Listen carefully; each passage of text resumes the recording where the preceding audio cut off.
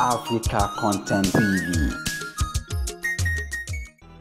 خيرا من أهله وجيرانا خيرا من جيرانه وولدا خيرا من ولده. اللهم أسكنه عندك الفردوس الأعلى في سدر مخضود وطلح منضود وظل ممدود وماء مسكوب وفاكهة كثيرة لا مقطوعة ولا ممنوعة. اللهم اغفر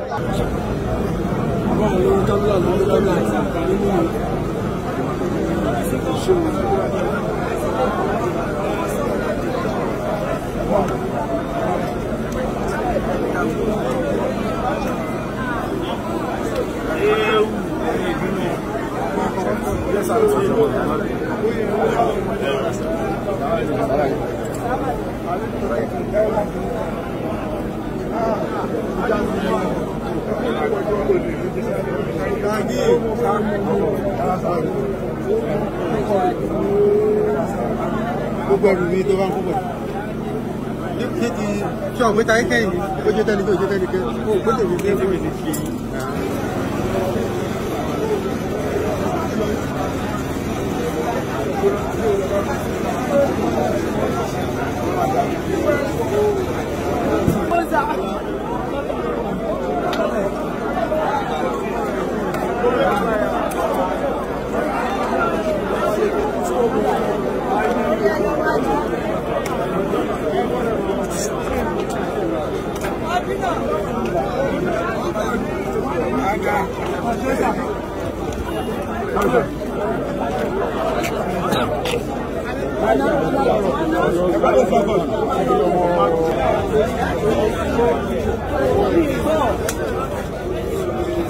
wọ́n tẹ̀lé àwọn kẹ́hìndé àwọn kẹ́hìndé